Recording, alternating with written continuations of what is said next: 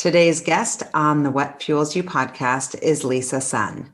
Lisa is the founder and CEO of GRAVITAS, a company whose origin story dates back to Lisa's first professional review that she, quote unquote, lacked gravitas and, quote unquote, should go buy a new dress, big jewelry, and great shoes. Realizing the transformative power that clothing can have, Lisa secured the patent on building shapewear into dresses and launched GRAVITAS as a confidence company that offers innovative apparel and styling solutions designed to make over women from the inside out. Prior to founding GRAVITAS, Lisa spent 11 years at McKinsey Company, where she advised leading luxury fashion and beauty brands globally on strategic and operational issues. Lisa graduated magna cum laude and Phi Beta Kappa from Yale University with distinction in biology and political science. Welcome, Lisa. Thank you so much for joining the podcast. Thanks for having me, Shauna. I'm so excited. I know, I'm too. Okay, so I'm going to hit you with some rapid fire. Do you have a favorite designer that's been an inspiration, obviously outside of your GRAVITAS designs? I would say it would be Alexander McQueen when he was still alive and he was still designing. Yeah, love Alexander McQueen. Okay, what are the current fashion trends that you are most excited about? I know that your brand is a little bit more classic and timeless, but are there current fashion trends that you are excited about?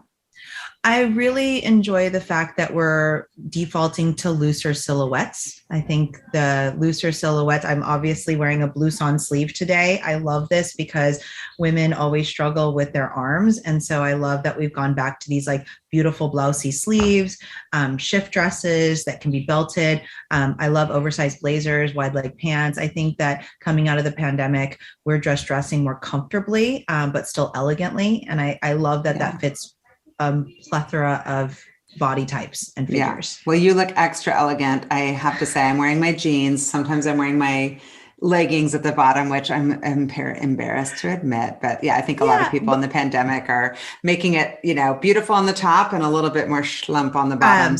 Well, and what I love, like I'm wearing just like a one-piece dress right now. I also think one of my favorite trends is clothing and accessories that are layered with meaning. So I purposefully wore this one. This is our Year of the Tiger collection. 90% of our team is of Asian descent, and the money goes to stop AAPI hate because we had a bunch of hate crimes happen to our team during the pandemic.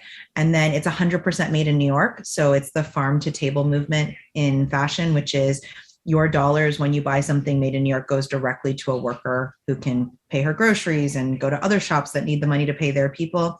So I think it's looser silhouettes, which are much more forgiving, and then products that have a ton of meaning where you feel like, okay, if I am going to buy something because I haven't bought anything in a year and a half, I know where the dollars are going, and I know that it has extra special meaning. I love that. That's amazing. Okay, what are 3 words that you would use to describe the culture at McKinsey? Service, team, impact. Nice. And what are your 3 best qualities as a leader? Oh, my 3 best qualities as a leader. I definitely believe in things before I can see them. So I definitely can imagine the future before it's manifested. And I think that's something that I feel very passionate about. The second thing is I really have compassion and empathy for the women we serve. And I think that's what allows me to understand what problems we can solve in their life. So I absolutely sit inside of the woman that we're giving confidence to. And we as a team are real givers. So during the pandemic, as I'm sure we'll get into, when no one was buying workwear, we made hospital gowns and face masks. So we work from a place of purpose and a place of giving. Yeah, I love that. Okay. Do you subscribe to Eastern or Western medicine? Both, because my parents now live in Taiwan.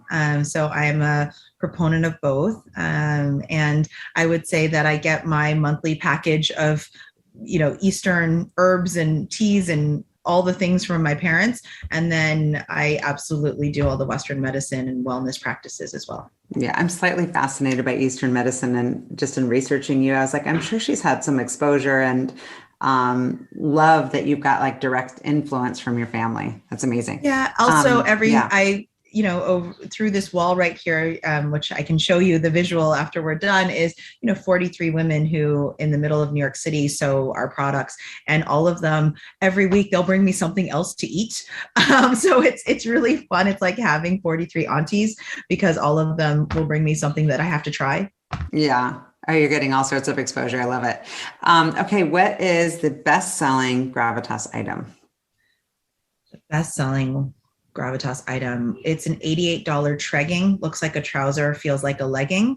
Right after that would be our Josephine cape blazer, because everyone wants to have a superhero suit. I think you have two, Shauna. Yes, I have a black and a white. Yes. And if you just wear that, I feel like it just makes the whole outfit. You're like done and done. You can wear jeans and a cami and put that on with a bootie, and you're ready to go. Yeah. And it is comfortable mixed with kind of confidence and power, which I know is a huge part of your brand. So yeah. I love it. Okay. So digging into you, tell me about your childhood in Bakersfield. You're from outside of Bakersfield, right? I'm from Rancho Cucamonga, California. So that's probably like 45 minutes from Bakersfield. It's the Inland Empire. My parents are immigrants from Taiwan. My mom and dad are college educated, but when they came to the US, they had no money. My mom worked on a hamburger truck, and my dad worked on a loading dock. And they owned restaurants, Mongolian barbecue, $4.95 at lunch, $12.95 at dinner, all you can eat. I worked there every summer as the water girl. And really got a chance to see my parents be entrepreneurial. And I think that is one of my favorite qualities, is making something from nothing. So I grew up in the desert, about hour and a half outside of Los Angeles, on your way to Palm Springs or Vegas. That's usually when people would go through my town. We had a ticker tape parade the day we got a Price Club, a Walmart, and a Claim Jumper. That's how tiny the town was. Yeah. And very, very fortunate that I got to learn what it means to be an entrepreneur from probably two of my favorite people on this planet, my parents. Yeah. And so obviously the typical immigrant story is coming here to give your children and your future generations kind of a better life. But how did they pick that area? I'm always curious about when people land places like, what was that story? There weren't many Asian people in the place in which I grew up. They originally worked in LA, and then I think as they looked at where there might be opportunities for being able to have a house and a yard, being able to afford a lifestyle of raising two kids on a restaurant business. I think as you head further east of LA into the desert, you realize housing costs, and you realize like cost of living, everything comes down. And so they decided that that would be the right place for them to be. Yeah. And you're obviously, I feel very strongly about all sorts of hate. As a Jewish person, there's like, anti-Semitism is on the rise, anti-Asian hate is on the rise. And I'm curious, obviously that's just kind of part of our DNA, is to be on the front lines, kind of leading the charge on that conversation. But is it also personal for you from your childhood? Did you have any sort of discrimination, being kind of one of the only Asian people in that area?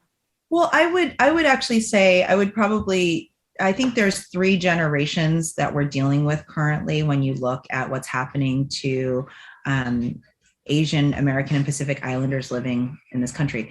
My parents are what I call the assimilation generation. So they were, come here, put your head down, don't make too much noise, and use achievement and your children's achievement as a way of sort of proving that this was worth it.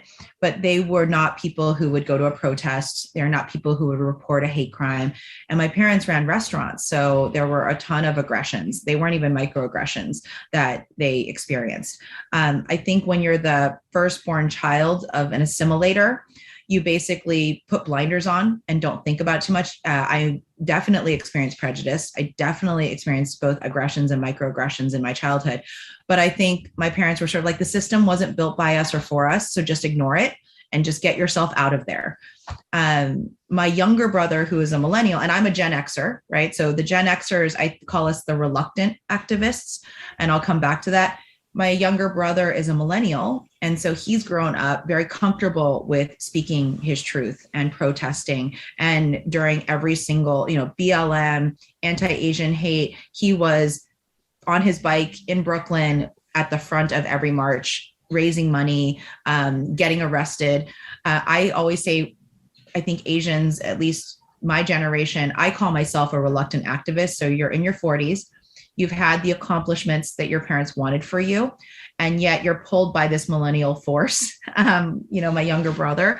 And so I think we are in positions where we have platforms, we have a little bit more money than our parents did. And I think it's on the people in their 40s and 50s who have not traditionally been involved to become more active.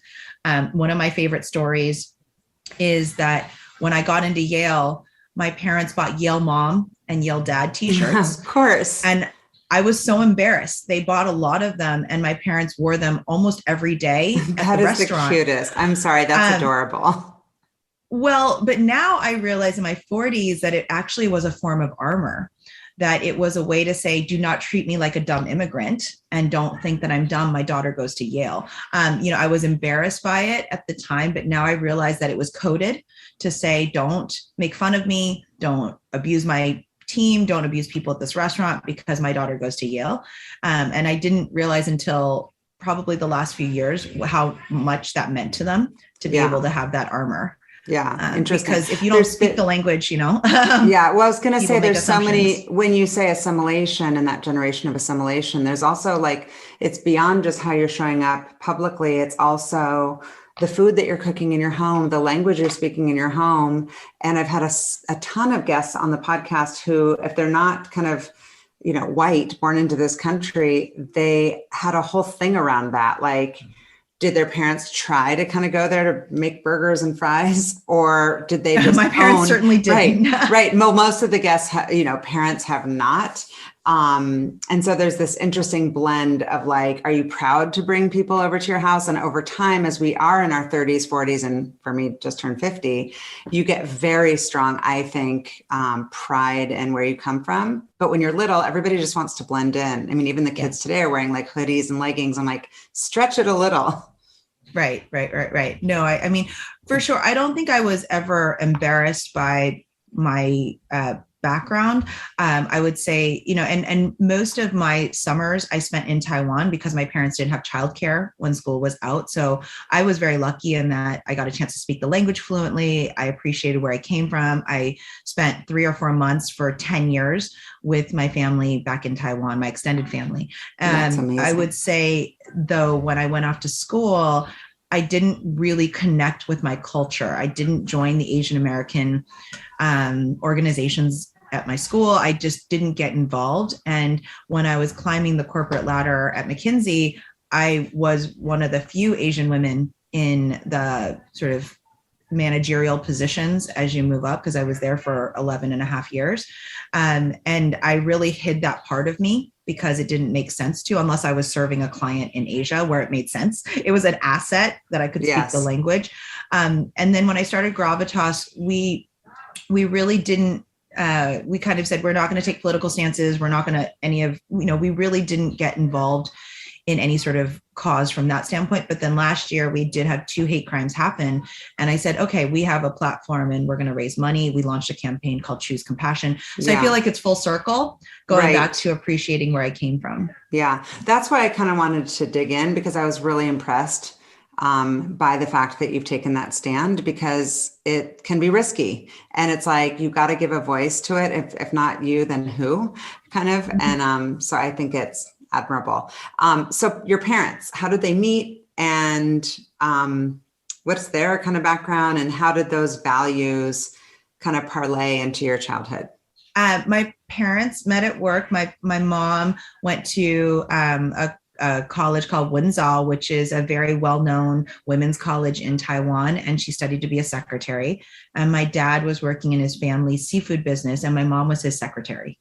So they met at work, and my dad decided they're actually the only 2 people to ever leave their families in Taiwan to go to the US. Everyone is still in Taiwan. But my dad is a huge Hollywood musical fan, and he thought the US would be like a Hollywood musical. So they decided to pick up and start their life here. Interesting. And so when you were a kid, I guess, who was guiding you along the way on college applications and kind of how to drive the typical story? Because I know Jane Park introduced us, and in her podcast, I was so fascinated by her story of kind of not knowing about the SAT and not knowing it costs money. And I was just thought that was incredible. So how did you figure it all out? I went to public school my entire life, and I had an amazing English teacher that was pretty much the most important person in guiding my journey to get to Yale. My parents just knew that there were 3 colleges, and they were Harvard, Yale, and Princeton. If you're in the Chinese community, those are the only ones you know. And so my parents were like, well, those are one of the 3 schools you're going to try to get into, right? And I didn't know what it would take. This was 1995, 1996. So I borrowed a typewriter with whiteout, if you remember whiteout. Oh, of course. And I literally typed my applications. I did not have any guidance outside of this one English teacher in high school that helped me edit them. But I literally just did it on my own. And I applied to college when I was 15 years old because I had skipped a few grades. So imagine being a 15-year-old and really not knowing what the process was like, just getting this paper application and just literally typing. I always say, I really can't imagine. It's like a golden ticket. It's like the Willy Wonka golden ticket, right? Yeah. I ate a chocolate bar and there was a golden ticket in it. But no, I had no clue I was 15 and a half. How could you? Are you still in touch with the English teacher? I am. And actually my high school principal bought face masks from us during the pandemic. And she wrote us a letter. It's just really nice. My yearbook advisor, we're friends on Facebook. So I really feel like my public school adopted me because I had skipped 2 grades at that point. And when I went to this, it was a school of 1,000 kids in the middle of a desert. You can easily get lost in that. Yeah. The school was 11 years old and they'd never have anyone really go to an Ivy League college. So I feel like they adopted me when I came in the door as a freshman. I had a very rare experience. I have a tiger mom who obviously fought for me to get the best education I could. But. Right. And when you have a tiger mom and it's just kind of baked into the culture, is that kind of a fear of failure or a North Star of like, this is where I'm going and I'm motivated by that? I would say that it's certainly a North Star. I think my parents are very much I think they absolutely had in mind giving me the best life possible and making sure that I could accomplish as much as I want. I would say the fear of failure is the flip side of the coin, to your point, because you're always, you'd walk out of a test and you'd say, oh my God, I failed it. And there's no way you failed it, right? Right. You got a 98, which is like, why did you lose? Why didn't you get 100? You were so prepared for it. But it was certainly a more positive, trying to create better pathways and opportunities for us. Yeah. I'm not sure my parents knew what they were because they'd never been exposed to them. Yeah. Interesting. And so having the exposure to your parents, both being entrepreneurs, at what stage in your life did you realize you had the entrepreneurial bug? How early was it? I would say I spent, more than a decade in a corporate environment, but within that, I tried to carve out as many entrepreneurial things as possible. I was one of the leaders of the fashion and luxury practice. Those are not traditional clients of a major consulting firm, right? They're under $1 billion or and so I had to really create a program from nothing. And what I realized is private equity firms would buy Moncler jackets, and it's a $50 to $100 million business, and they need to scale it to $1 billion. That would be an interesting client for McKinsey. A brand that was part of a group like Marc Jacobs at LVMH, they're a $500 million company. They can't afford McKinsey, but LVMH can. So I was fairly entrepreneurial within the constructs of what I was given, because I would seek out these opportunities and the firm would say, how did you meet that person? Or, wow, didn't know that we would be serving them, but if you figured that out, okay. And then I knew I was going to leave. I took a year off. I took a paid sabbatical, and I knew I was going to leave when I realized that I felt like I could do more and make a bigger difference in the world for women outside of the firm than inside of the firm. What did you do during your sabbatical? I live off the fumes of that year. I used every mile and point and I went around the world by myself. This was, it was 2011. So I still had a BlackBerry, which I miss every day. I loved that thing. And I didn't take a computer. I took a bunch of books, and because I wasn't sure if I was going to be able to plug in any devices. And I just went around the world by myself with my that is literally on my list of like, if I could have gone back and turned back the clock, what an incredible experience. Yeah. Very rarely in life do we get to hit the pause button. And my friend Jane Park, who you also know, everyone always goes, how do you have so much energy for everything? I'm like, I don't have kids and I'm not married and I'm in my 40s. So clearly I can do a lot more. If I had kids and a husband to take care of, I'm not sure I could. For anybody listening, and if you're just listening and you cannot see Lisa, here's the deal. She's stunning and so polished and clearly so articulate. I love to set people up. And I'm like, who knows who's listening, but thank you for the Asian genetics. You're what they call, yes, I'm like that skin, that hair. You are what they call the unicorn, and they're hard to find. I make so many mistakes, Shauna. It's like a hot mess. If I turn this camera around, you'll see actually what my desk looks like. And it's really messy and I make so many mistakes. And mess is okay. Mess is okay. My husband tries to convince me that a mess is okay. I'm like, but Shauna, I will say that very rarely in life do we get to hit the pause button, right? So I'm incredibly lucky that I had the flexibility to be able to do that for a year. I didn't have a family I was taking care of. The firm was still paying me my sabbatical paid leave. And so what I did learn from that, though, and I think is what I still practice today, is every week there is a day where I turn off everything. And everyone's pretty shocked that I can do that. But I love the quiet. I don't think I would have started this company if I hadn't given my mind a full year just to really just be in it. And it wasn't like I had pressure about what am I going to do next? What am I going to do next? I actually said, it'll come to me. And I do that once a week now because that's incredible. Like having no agenda. I love a day. I call it a no plan day. You could find yourself a nice Jewish boy who's like observant, who wants to observe Shabbat, because that's on Saturdays. Shauna, I am single and I love Friday night Shabbat dinner, and I love being able to shut down. So Shauna, if you have anyone for me, oh my gosh, my wheels are turning. I will take the recommendation. I have to give it some thoughts. I'm newly single, so. I love that. Okay, so going back to Yale real quick, you had Harvard, Princeton, Yale. I don't know if you got into those other schools, but how did you decide on Yale? And then looking back, was that the right choice for you? I'm about to say something really obnoxious. So I had my parents, they did find a couple of other Chinese people to become friends with. And one of my faux uncles, Dr. Walter Hu, he's passed away now, but he was a civil engineer who went to Caltech. And he used to take me to dinner on Tuesday nights. And my parents were like, oh, this is so lovely. He wants to mentor our daughter. He's like the only person we know who has a PhD, you know, how impressive. He went to Caltech. We found out later that like kids ate for free on Tuesday nights at the Sizzler. So it wasn't that magnanimous of him. He came to my college graduation. But for years, he said, if you get into Harvard, I will pay for all 4 years. And remember, my parents could not afford to pay for an Ivy League school. I had 6 jobs in college and lots of scholarships and things like that.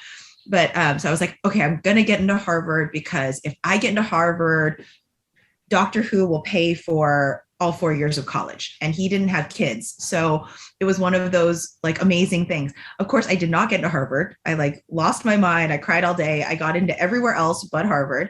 And my mom and dad said to me, who did you like most in your interviews, right? Yale, Princeton, Stanford, right? I'd gotten into some really impressive places. So it's obnoxious to talk about it because I've helped so many young women in the last few years apply to these places and they haven't gotten in. I'm like, you are so much more impressive than I ever was as a young woman. Like, I can't believe you didn't get in. And through that process, the only person of color that I had met in the interview process was my Yale interviewer, African-American man who worked at Lockheed. And he was the only person that I saw myself in. I said, I want to emulate you. I love your story. And so I never went on college tour. Obviously, my parents couldn't afford to take me for college visits. I envy all these young men and women who get to go on these trips now. And I said, okay, I really liked this person in the interview process. And my mom said, great. okay, that's the one you're going to. Let's figure out how to make sure you can go and how you're going to pay for it.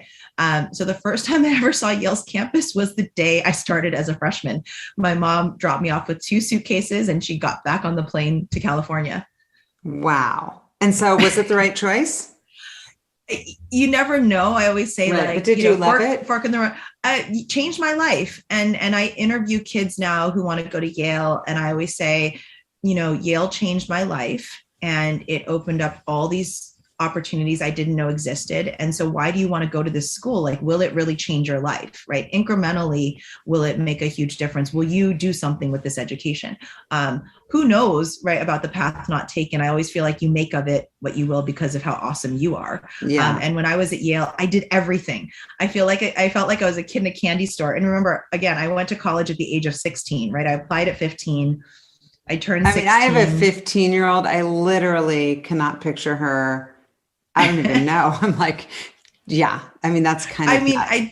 I turned 16 in December of 1995. I graduated from high school, June of 1996, and I was at Yale September of 1996. So I was 16 years old.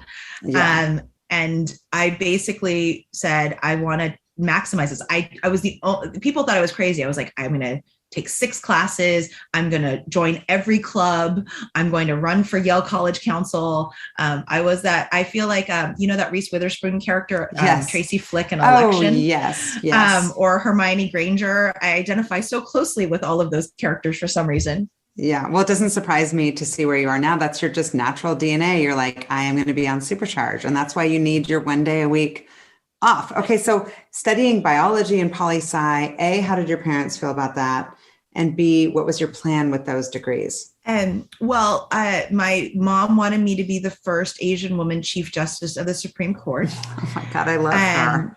And it was because they had become citizens under the 1986 Naturalization Act. So my mom thought lawyers were powerful. Mm-hmm. My dad had seen the forensic scientist in the OJ trial and said, well, you're going to be a scientist, right? Like, and he's a Chinese American man who was based in Connecticut. And so my parents said, you're going to either study law or medicine. And I wanted to study Jane Austen for the rest of my life or be a politician. And so to satisfy everyone, I got a biology degree, a political science degree, and an international studies add-on. Oh, wow. I didn't know about that one. Because that was the unofficial, Yale cannot give you 3 degrees, but I did the international studies additional degree. And what I always say is very little of what I studied is useful today, other than for incredibly fun dinner conversation. But what I enjoyed about it is something that I talk to my team a lot about is everyone on my team, probably starting with myself, we are passionately curious. We are, and I love passionate curiosity, the openness to learning new things, to learning about others, the empathy and compassion that comes from it, the things that we can do for others. So I would say studying all of those topics, pretty much you could either say she had no plan and she has ADHD, or you could say, I'm passionately curious. Yeah, or a combo meal, I'm sure. So McKinsey, was that an experience that, the typical coming to Gale, got recruited out? And were you also looking at like Bain and BCG and? Okay, Shauna, I'm really going to sound like I didn't have a plan. I took the LSAT, the MCAT, the GMAT, and the GRE. I applied to law school. Who are you? I mean, no wonder Jane was like, you have to have my friend on. I'm like, there's these onions and we're just like, I don't even know where we are in the onion. No, so during college, I didn't do that junior year internship anywhere. I didn't even know, by the way, I didn't know what McKinsey or Bain and BCG were until spring of my senior year. That's how out of touch I was. My junior year, I can't believe my parents let me do this. I enrolled at Parsons School of Design and did black and white photography and lived in the Village with my best friend who had an internship at Lehman Brothers. And I studied for the LSAT. And I think I convinced them by saying that I would take the LSAT, the MCAT, the GMAT, and the GRE. I mean, in what abundant spare time? Well, no. So I didn't have an internship junior year, right? I'd done all these internships every summer. And then I was like, I'm going to live in the Village from 8 to 12 every day. I'm going to go to Parsons and I'm going to take photography class and develop photos in an actual, dark room. And then in the afternoon, I'll go to my Kaplan classes. I'll go to my MCAT and my LSAT. my GRE classes. And then by the end of the summer, I will have taken all the standardized tests and I'll apply to some schools.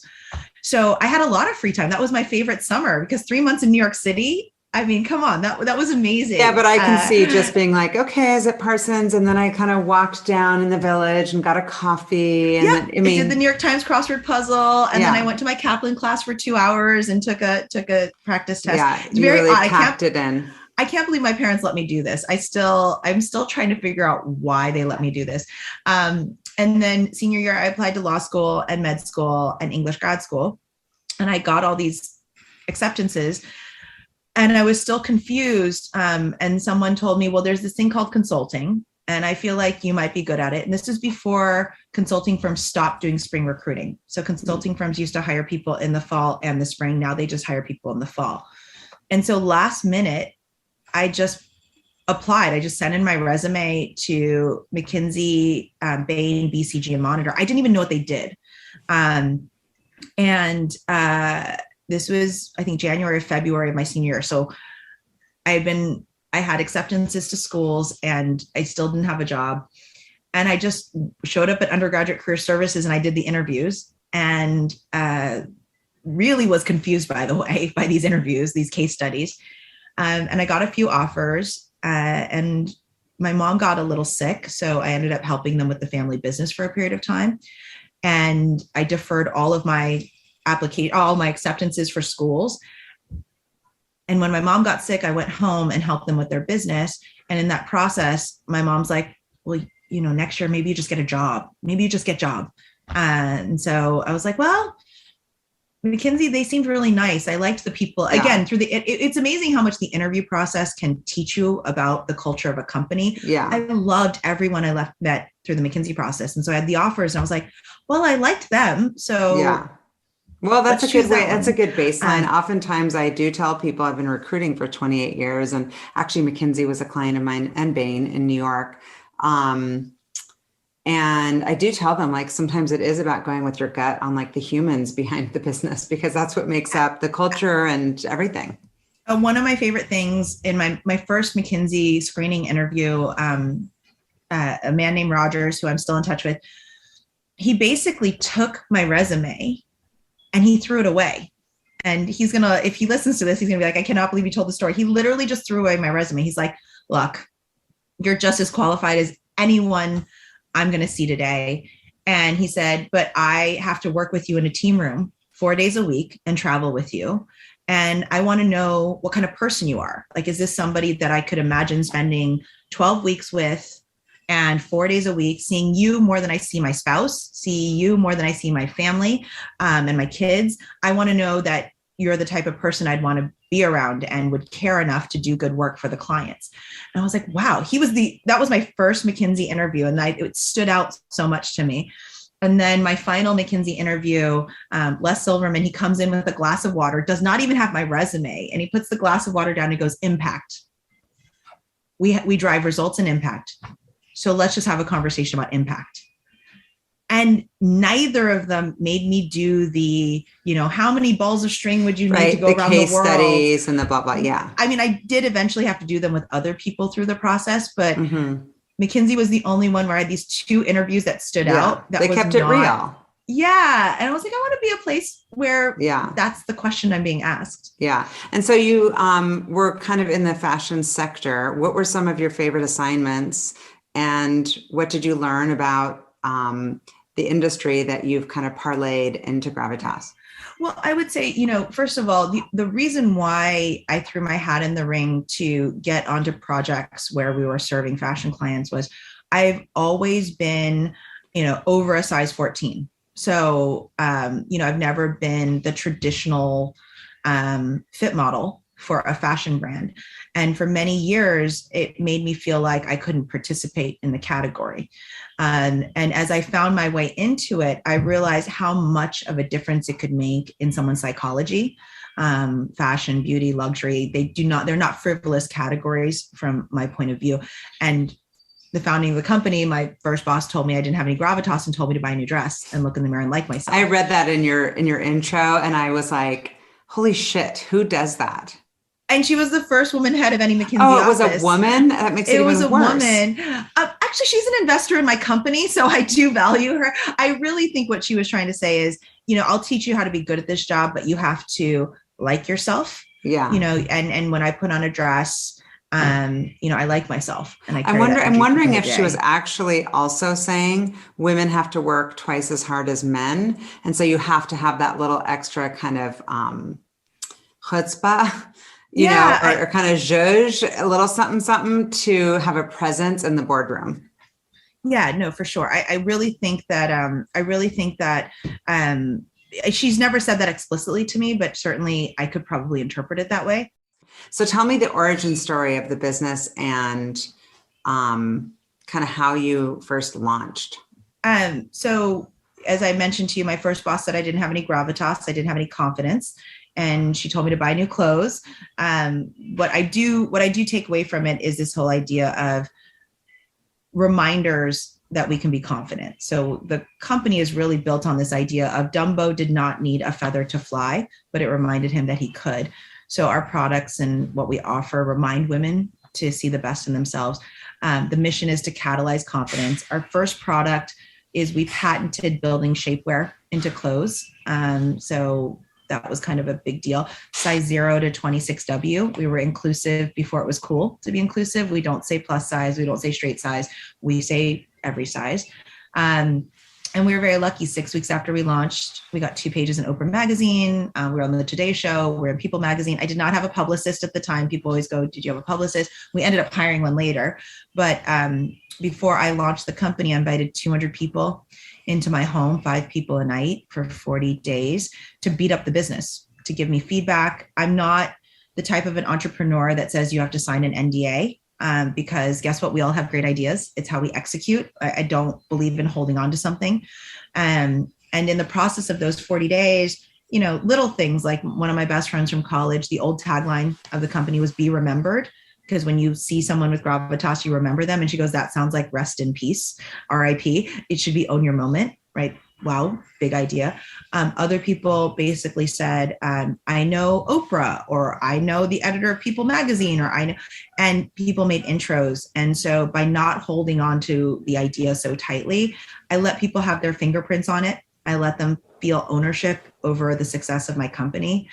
And so when we launched, it was really fun because we had 200 people plus then all their extended networks willing us to success. So, that's kind of how we operate too. You talked about investors. Did you just had kind of friends and family? So I put in half of my life savings at the beginning. And then after we had this, really Oprah changed our life. So, oh my gosh, you get on Oprah, you're like done and done. That's amazing. Yeah. So we sold out pretty quickly and I couldn't get back in stock. I didn't have enough working capital. And that's where we did friends and family. So we passed around the hat, which was really great. And then a few years later, as we were scaling, I was lucky enough to have an ex-McKinsey person want to do a small round. And basically that's it. We've kind of haven't done any institutional fundraise in 8 years, and we've done it off of cash flow and friends and family, and friends loaning us money when we needed it. It's probably not ideal. I would say I don't envy the people who raise 10 or $15 million Series A.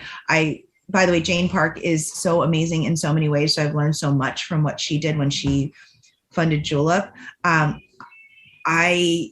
Maybe I don't have the guts to do an institutional raise. I think it's just a whole lot of extra pressure, and directionally you start putting together that type of board and there can be friction there, right? Like what you want to do, what you're passionate about, the speed within which you grow, what you're focused on, you end up losing a little bit of control, and that's just part of it. Yeah, but we go slower. So that's right. I understand but that's trade-off. Intentional. I mean, that's okay. I understand the trade-off between slow organic growth and then next level growth. It's a marathon versus a sprint. It's like a whole, And I love some of my investors are connected to other women entrepreneurs, like Kendra Scott for 20 years, grew that thing slowly and then was able to take on large institutional capital when she deserved the $1 billion valuation. Sarah Blakely, there's lots of those stories. I don't know if we will be in that set. I hope we will. But I certainly haven't done the massive institutional raises. It is a lot of pressure, Shauna. And part of me is lucky. I do feel lucky that we didn't do it because during COVID, nobody was buying $200 to $300 workwear. We were 80% down in our core category. Our sales were negative in March of 2020 because people sent back clothes that they weren't going to wear. People often think sales were zero. They were negative because we had to refund people. And I would have thought if I had large institutional investors, the pressure for the timeline to hit certain numbers, I'm lucky that I was able to just pivot, be flexible, find other sources of cash, find other sources of revenue. Were you able to hold on to your staff? Yeah. We were very lucky. That's incredible. So your first item, and just understanding that you're going size 0 to 26, you said 26W, right? How did you know, who were your first few hires? Was it first start with a designer? Yeah, we started with the designer, and she's no longer with the company, but she's incredibly talented. And everything was done freelance. I didn't hire anybody really until right before we launched because I wasn't sure what we had. But everybody was freelance. So we had a fashion designer, a pattern maker, a sample maker, a web designer, someone to do all the creative work. And then I did a lot of it myself just because I wasn't sure where to find the people or where to source the talent. So we kind of fumbled our way through the first year before we launched. And I kept it all freelance. When we launched, we had a marketing person, a creative person, a designer, and customer service. So only 5 of us sitting in my apartment. We ran the company out of my 1-bedroom apartment. I love that. And how many SKUs did you have, and how many do you have now as far as the growth? So we only had 10 styles, all in black, no colors. Size 0 at the time, it was size 0 to 18. And then we added the additional sizes a year later. And now we're probably up to 100 styles at any one point in 2 to 3 colors and 0 to 26W, sometimes 28W. But at the time it was 10 dresses. That was it. And how can people access the brand? Where do you sell? Just on our website right now, gravitasnewyork.com, and New York is spelled out. And then I know you're in the Pacific Northwest. So we do work with Armoire. We love the Armoire team. So you can rent it from Armoire, but primarily through us. Well, Ambika was on my podcast, and she's a good friend. And I do know. Amazing. Yeah, I love her. Love it. Interesting. And so as far as inspiration for the new designs, is that coming mostly from your customers, or are you trying to kind of constantly research, or is this just your kind of, I've got this vision that you were talking about as your special skill? Well, I would say we do 3 things when we do new collections. So we launch a new capsule every 6 to 8 weeks. One is what we're hearing from customers for sure. We definitely listen to our customer quite a bit. The second thing is we look at trend. So we do see what's happening in the market and try to say, how would we interpret this for our woman? And then the third, which oftentimes is crazy, is Lisa just wants something, which I know is a little bit dangerous. But like last summer, I gained 32 pounds during the pandemic. And last summer, I was just like, I want a dress that covers my arms for the summertime, but covers also all the places I've gained weight, and I look skinny in photos because if I have to take a photo. And they made a dress for me called the Florence, which was my go-to. I had it on last night when I was in Phoenix. So sometimes it's things like that. Like I need to wear something, and will you please make me a sample? I try all of our products for 8 weeks before we move them into production. Yeah. And the fit models, do you have just all sorts of different sized women? Yeah. Try them, because there's also different shapes. Everybody's got different body areas. Yeah, we fit on a 6 and an 8, and we fit on an 18 and a 20. So what we'll do is we'll fit on a 6 if it's a numerically sized garment. So 0, 2, 4, 6, 8, 10, 12. We'll fit on an 8 if it's an alpha product. So extra small, small, medium, large.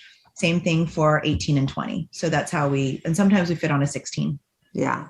And so you talked about the pandemic, aside from gaining 32 pounds and having your business go down by 80%. And breaking up with my boyfriend. And breaking up with your boyfriend. Yeah. Well, it's the triple all at once. You're like, things can't get much crazier and more challenging at this point. How did you pivot the business to keep the revenues, I guess, coming back? Well, and Jane Park was a part of this. When most of the country went into lockdown between March 13th and 17th, I literally thought to myself, this might not be, we might not be able to make it. And one of our angel investors said, Mount Sinai needs hospital gowns. Mount Sinai Hospital needs hospital gowns. And then a number of ex-McKinsey people I know on LinkedIn reached out asking if we were making face masks. And then our friend in the Today Show said, hey, I need 50 face masks for all the producers and cameramen. And this is when no one could get face masks. Yes. And at Jane Park, we do some of her production. She had just shipped to our office Japanese quilters cotton for her toki bags that we were going to sew for her. And the New York Times said that is one of the best fabrics that you can use for face masks. So I remember calling Jane on April 2nd of 2020 saying, hey, do you mind if I just borrow 5 yards of your fabric to make 50 face masks for our friend at the Today Show? She's like, yeah, you can have it for free. Obviously, I would not charge you for it. And in the meantime, we were making hospital gowns in China for major hospitals. So that was helping as well. And I called Jane and we put it on Facebook. Hey, we're going to just start making face masks. And then everyone started messaging us saying, well, can I buy them? And then the CEO of HelloFresh, who's an ex-McKinsey guy, said, hey, I need 2,500 for the warehouse in New Jersey. How soon could you get them to us? And it was very organic. So we went back to work April 3rd of 2020. I would like to think the pivot was intentional. And as Jane likes to say, no, the pivot was just filled with purpose. And at every moment, we would check in almost every day of should we keep going? And you'll remember this, Sean, and no one could get a face mask in April of 2020. I remember. I had a few clients that are in the industry that also did the same pivot. And what I realized is that it was kind of hard out of the gate to get the sizing quite right. And then once they did, it was brilliant. Well, that's one of our superpowers. We're really good at fitting products. And so we really worked on the pattern and the shape and the sizing, all of that in less than a day. So April 2nd, I have photos of us trying them on and we shipped them. She shipped one for Jane to try. And we were one of the few companies that offered small, regular, and for men, we did an adult extra large. Yeah. And then we did kids for kids 2 to 7 kids and 8 to 12. Big deal. Yeah. And part of the reason I think we were so fast at it is we're used to sizing. We're used to making multiple sizes of a garment. Right. And so I remember calling Jane saying, hey, I'm going to do an extra large and I'm going to do a petite and I'm going to do a kids 2 to 7 and a kids 8 to 12. And I think she was like, what are you doing? I'm like, I think we're going to sell them all. And we did, right? We were one of the few places that you could actually come and buy for the whole family. In one place. Well, it's just that thinking around being inclusive, right? So, so given the whole brand is, around confidence, and you strike me as a very confident person, do you ever experience, imposter syndrome or kind of feel like, how did I get here and do I belong here? Well, I love what Jodi Ann Burry and Rashika Tulshan are doing about the myth of imposter syndrome. They're actually saying we need to eliminate it from our vocabulary because imposter implies criminality and syndrome's like a 19th century women's disease. So what's the difference? What are they using instead? They call it healthy self-doubt. Okay. Do you have healthy self-doubt? Of course. I think we all have healthy self-doubt, but no, it's funny. I've been reading a lot about the whole notion of part of imposter syndrome is, again, the system was not built by us or for us. And so the fact that we take on the burden and the responsibility of feeling less than, actually the system needs to actually take its fair share of the burden, right? Just think about who has created the system and the rules that we've been asked to play by. And when we try to play them, we're called aggressive, or we're trying, so I didn't mean to pick on that word, but it's one of my like new pet peeves is replacing it with the idea of healthy self-doubt. Because I think we all have healthy self-doubt around, can I really do this job? Can I step up into this? Can I tackle this? And of course I have it. And one of the ways that I combat that is I call it the inner child challenge. So I hate questions like, or I dislike, someone told me to stop using the word hate. Hate is so strong. I dislike questions like, what would you tell your younger self if you could go back and tell them something? I'm like, I get it. It's supposed to be what you've learned. But I think the more important question is, what would your 9-year-old self tell you? Because she was awesome. She thought she was going to be president of the United States. Kids are born fully self-confident. They actually think they're the best at everything. And so whenever I feel like I can't do something, I'm like, you know what, 9-year-old Lisa would have been like, let's do this. This is awesome. Or like, hey, we're not taking enough risks. Or I'm not proud that you didn't do that. I'm starting, I just joined an online dating app. And I was like, 9-year-old Lisa would have had a lot of fun. She would have been all up for this. 42-year-old Lisa is like jaded and like, I can't do this. I can't put myself back out there. I love these perspectives that you're giving me. I'm going to take them for myself. But inner child challenge is the easiest thing you can do, right? Yeah. If you just are like debating something or thinking about, oh my God, I'm afraid I can't do this. Just go back to your 9-year-old self. Like I can definitely envision her being like, oh my God, we're going to run for president of the United States someday. It's also, it's just as simple as like the whole like dance as if nobody's watching. Like, the self-conscious that comes organically, I think during like middle school for girls, where they start to kind of camouflage themselves and they don't want to be special or fabulous, can carry on. So if somebody doesn't disrupt that. What we talk a lot about is the fitting room. The dressing room is an analogy for your life. Every woman I dress comes into the dressing room with self-loathing. She is setting herself up to fail. She'll tell me she doesn't like her arms, or she's going to lose 10 pounds, or she just had a baby. And I always say, okay, let's pause. Let's go back to being 5 years old. And I'm going to find something that fits you, not you fit into it. And I don't even let them look at clothes. We actually talk about what they want to do in the clothes, all the things they've accomplished. We try to change the chemistry of the room to be a place of positivity, because you can't succeed if you walk in the room ready to fail. And I think that's definitely an analogy around how most of us are taking on the day. So it's true. Even my friends who never struggle with their weight and can kind of eat what they want have a thing. And it's just, you're like, really? That's your thing? I'm like, come on. I would take those abs all day long. But the thing is, most of us live with healthy self-doubt. I make a ton of mistakes every day. I woke up today with a lot of stress and a lot of worry.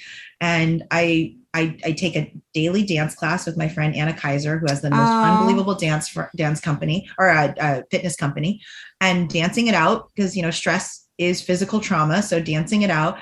And then I do really think a lot about the idea of my 9-year-old self. She was pretty badass. So, well, clearly, I mean, look at your life story. Okay. So tell me this dance fitness company. Oh, it's the best ever. Anna Kaiser Studios. You can do it virtually. She has a virtual membership. I love to dance. And she trains Kelly Ripa and Shakira and Alicia Keys, and me. But it is dance cardio and also, HIIT and sculpt. So she has like this combination workout where you can do like your Pilates, your circuit training, and you can dance all in one workout. That's amazing. So I have lost 20 of the 32 pounds. I was going to ask, and then I was like, well, wait, maybe pandemic. That's good for you. I mean, I have 12 more pounds to go. You'll be great. I can't see it, but of course, I mean, you're stunningly beautiful. And also I feel I'm 50, but when I was growing up, the kind of idea of beauty was around like Kate Moss body.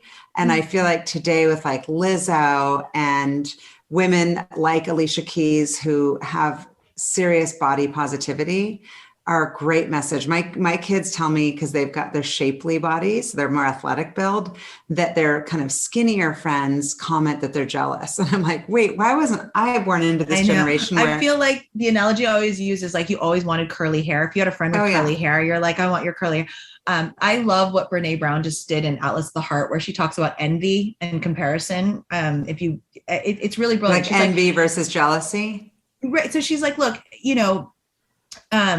comparison is natural for humans, right? So she's like, it's totally natural to compare yourself.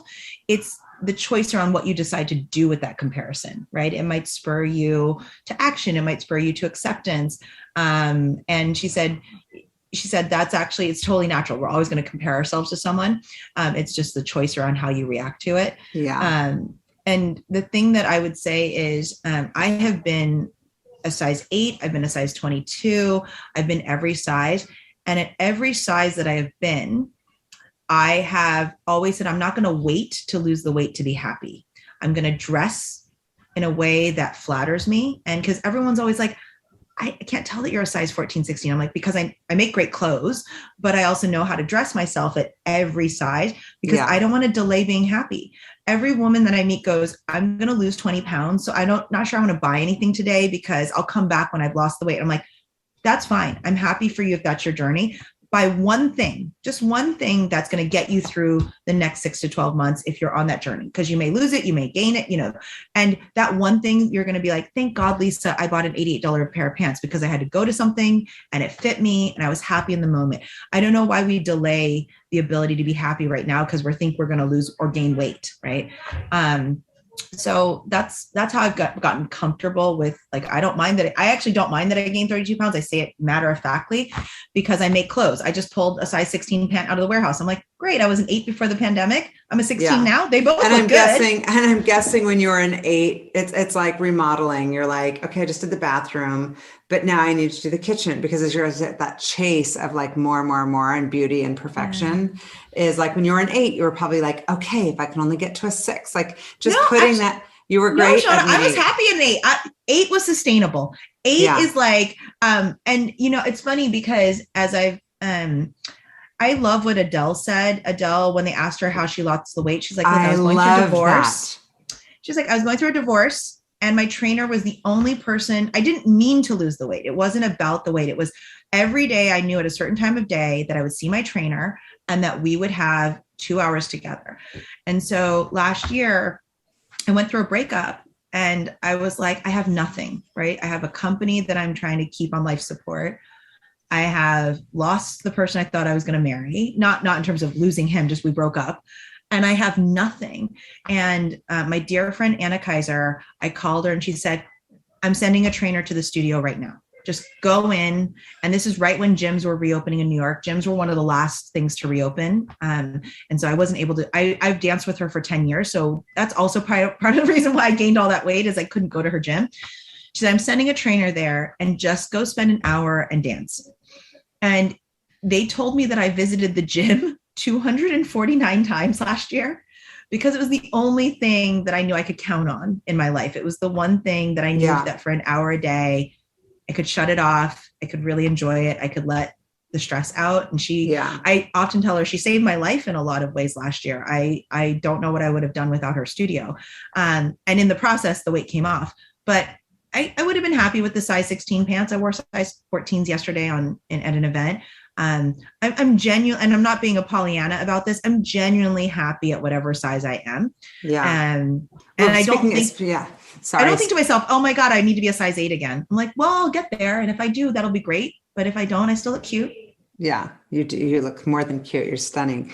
Okay. So what are the long-term plans? And I am curious why Gravitas can only be bought on gravitasnewyork.com. Have you thought about? No, we were in department stores. So we were, Lord & Taylor went bankrupt and sent us back millions of dollars of products. So we were in a number of, and Lord & Taylor, the one thing I was really proud of is they allowed us to merchandise our product 0 to 26W in the same location. They didn't split us into, they usually have a plus size department and then they have the straight size department. They let us, we were the first brand actually on the floor of Lord & Taylor to be all sizes in one place because I wanted friends to be able to shop together. So we were in department stores. We also, as part of HBC, we were in Hudson's Bay in Canada. We were with Gale. Like we did HSN. We've done major retail. And what ended up happening is when Lord & Taylor collapsed, and they sent us back a ton of product. We were about to sign a deal with a major retailer. We had our first New York Fashion Week show, which was huge in September of 2019. And then the pandemic happened. So, the company's less than 8 years old. So we have been in traditional retail. Our major partner went bankrupt. And then we did Fashion Week for the first time. We did a beautiful runway show, all sizes, all ethnicities. Our oldest model was age 46. Like we did a really great runway show. And we had on the table a bunch of deals, and then the pandemic happened. Yeah. So it's so not is that part of the plan potentially going forward? What we're doing now is the plan has 3 parts. So we have our core business, which is the GRAVITAS main label, which will go back into traditional retail in the next few years, but it will continue to grow. We're going to launch some really exciting initiatives with some global partners. The second is we bought a factory in New York City, and we have our factories in China. So we are private labeling and producing for other people. Everything from a hotel uniform to another brand's products. And that, I think, was something we were able to build as a capability during the pandemic. And then the third is we have a content business. We sold our book. Actually just signed the publishing agreements 2 weeks ago. So we'll have a book out next fall. And then there's a whole content platform that sits under the book around giving women self-confidence. Oh, that's fantastic. Yeah. It just keeps getting better and better. Yeah, but we make so many mistakes, and there's so many things that I haven't done. Well, you're human. So we got a sense of how you relax. I am curious because you get so much shit done, like how you set yourself up for a good week. And are there any kind of efficiency, productivity hacks that I and our listeners can learn from? I am probably not the best person to give you advice on this. I literally am a hot mess. The best productivity hack is to surround yourself with people more organized and more efficient than you. My Myers-Briggs is ENFP, which is basically big picture, always talking out loud, totally disorganized, all up in my feelings. I surround myself with ISTJs. I surround myself with people with the exact opposite Myers-Briggs. And these are people who are like, you're 2 days away from having to make this decision. If we don't make this decision, 8 other things won't happen. I am very fortunate that I would say your greatest efficiency and productivity hacks is to surround yourself with people who fill in all of your gaps and are happy to be your partner and will put up with your crazy. That is truly what happens. No, I am the least capable of giving you that.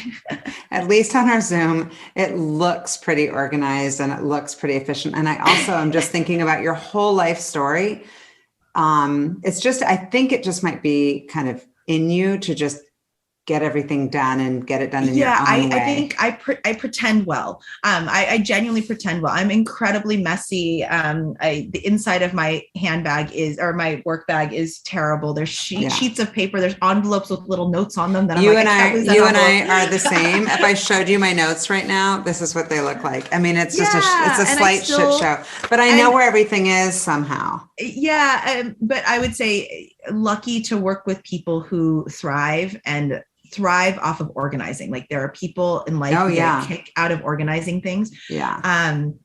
But the last thing I'll say, which is I have also gotten really good at pushing people to other forms than email. So I am overwhelmed by my email inbox and I'm never able to get through it. I have so many unread messages. So if I meet someone at an event, I will say, connect with me on LinkedIn, because LinkedIn Messenger is like text messaging, right? You can go into it. You can decide how you want to react. They have shortcuts. If I meet someone personally, I'm like, let's connect on Instagram and DM there. Like I will try to push to other forms where it's not all in my inbox because I get stressed out by that. I want to keep my inbox just to things that my team needs me to answer, which I think frustrates people. I think it frustrates people. You can also use Slack, which is what our team has started to use because I also, and everybody copies me on everything. And I'm like, add. So half of my team doesn't speak English. Oh yeah, that would be hard. And so Slack is not a go-to. So we still use email for that. Yeah. And we use WeChat and we use some like Asian apps. Yeah. Yeah. Well, this is super fun. I'm going to ask you one final question, and that is, what fuels you? I love helping people. I truly love helping people. I love seeing others succeed. And so what fuels me is, like yesterday I was in an event and, a woman came up to me and shared her life story with me and said that what we were doing helped her daughter navigate a body issue. Last Saturday, I met a woman at an event, and last Saturday she brought her granddaughter, who wanted to be a fashion designer, to our office to learn what it really meant, and bought her granddaughter, who's plus size, or who's not the standard 14-year-old girl, a sweatshirt that made her feel really confident. I love seeing people succeed. That's what fuels me.